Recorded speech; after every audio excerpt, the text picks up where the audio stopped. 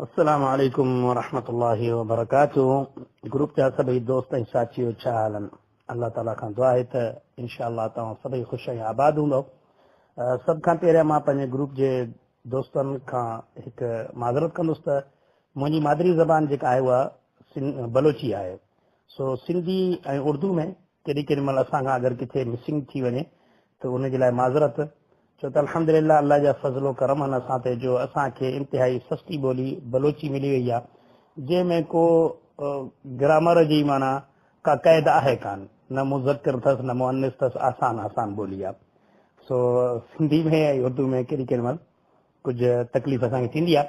सो बहरहाल गुज़ारिश इहा कंदासीं त असांजे हिकिड़े पहिरीं प्यारे भाउ मलिक साहब कुझु ॾींहं अॻु में हिकु सुवालु कयो ऐं इंतिहाई बहितरीन ऐं ज़बरदस्त सुवालु त सुन्नत मुताबिक़ मुसलमाननि जी क़बर कीअं हुअणु खपे, कीअं उनजी वेकराई ऐं उनजी उन्हाई गहराई यानी केतिरी हुजणु खपे। त मुंहिंजा प्यारा भाउ अर्ज़ु इहो आहे त गहराई ऐं वेकराई जे बारे में क़ुरान हदीस में का ख़ासि माप कोन्हे का ॿुधायल त यानी जीअं असांजी अॼुकल्ह जी ॿोली में हेतिरा फुट या हेतिरा मीटर या अहिड़े हिसाब सां न आहे, बल्कि रसूल अल्लाह सल्लल्लाहु अलैहि वसल्लम जी इहो ई हदीस आहे। हदीस जो मफ़हूम ईअं आहे त क़बरनि खे गहरो ऐं वेकिरो बनायो। ऐं क़बरनि में मुसलमाननि जे क़बर मां ॿ नमूना साबित आहिनि, हिकु लहद ऐं ॿियो शक़। लहद जेको हूंदो आहे उहो यानी जेके असांजे पाकिस्तान में बनाईंदा आहिनि अक्सर जिते सख़्तु ज़मीन हूंदो उन्हनि खे साइड ते बनाईंदा आहिनि, यानी क़बर खटे उनखे साइड ते क़िबले जे तरफ़ कंदा आहिनि। ऐं ॿियो जेको शक़ आहे उहो जेके नरम ज़मीनूं आहिनि जिन्हनि में इहो साइड वारो क़बर नथो थी सघे उनखे विच में ई ठाहींदा आहिनि। सो इहे सुनत मां क़ब्रिस्तान मुसलमाननि जी आहे।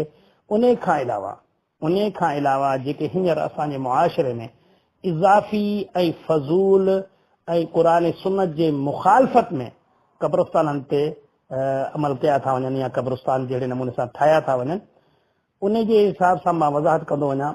अॼुकल्ह असांजे मुआशिरे में इहो रिवाज थी वियो आहे त क़बरनि खे पको करणु, क़बरनि ते रंग रूप करणु, क़बरनि ते अखर लिखणु, नाला लिखणु त ही क़बर फलाणे पुट फलाणे जी आहे ऐं फलाणे ईस्वी में फलाणे सन में ही वफ़ात करे वियो ऐं हिन में ही पैदाइश हिन कई आहे ऐं उन खां अलावा यानी काफ़ी ॻाल्हियूं लिखी छॾींदा आहिनि। सो अहिड़े तरीक़े सां सही अहादीसनि में अल्लाह जे रसूल सल्लल्लाहु अलैहि वसल्लम असांखे क़बरनि खे पको करणु, उन्हनि ते गारो गप करणु, उन्हनि ते लिखणु, उन्हनि ते ॾीओ ॿारणु, इन्हनि सभिनीनि खां अल्लाह जे रसूल सल्लल्लाहु अलैहि वसल्लम असांखे मुमानात कई आहे। ऐं रसूल अल्लाह सल्लल्लाहु अलैहि वसल्लम एतिरो फरमायो आहे त क़बर खे ज़मीन खां यानी हिकु बालिश यानी हिकु गिराठ जी सिंधी में चवंदा आहियूं एतिरो ई मथे हुअणु खपे ऐं उठ जे कुहान जे वांगुरु हुजे। उठ जे कुहान कीअं हूंदो आहे त अहिड़े हिसाब सां उन खे माण्हू बनाए सघे थो। इन खां ज़्यादा क़ुरान हदीस में किथे बि हुकुम कोन्हे को, बल्कि इहे जेके बि अमल थियनि था इहे क़ुरान हदीस जे मुखालफ़त में आहिनि।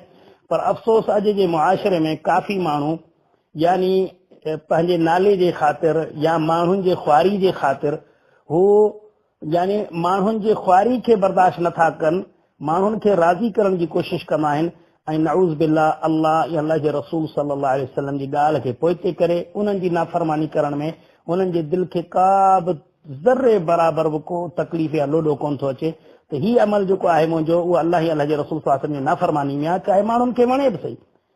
पर अर्ज़ु इहो आहे त अफ़सोस इन ॻाल्हि जो आहे माण्हू सॼी ज़िंदगी पाण अमल कोन कनि, न कि क़बर जी तयारी कनि। जी अल्लाह जे रसूल सल्लल्लाहु अलैहि वसल्लम जॾहिं बि कंहिं क़बर ते ईंदा हुआ, कंहिंखे दफ़नाईंदा हुया त उन क़बर ते रोअंदा हुया ऐं चवंदा हुया त हिन ॾिहाड़े जे लाइ तयारी कयो, हिन ॾिहाड़े जे लाइ तयारी कयो। अहिड़े तरीक़े सां हज़रत उस्मान रज़ी अल्लाह तआला अन्हु खे कंहिं ईअं रोंदे ॾिठो क़बरनि ते त उन खां पुछा कयूं त उन बि फरमायो त अल्लाह जो रसूल सल्लल्लाहु अलैहि वसल्लम क़बरनि ते यानी जॾहिं कंहिंखे दफ़नाईंदा हुआ त उन्हनि जे लाइ ज़्यादा रोअंदा हुआ, यानी क़बर जे मामले में ज़्यादा रोअंदा हुआ।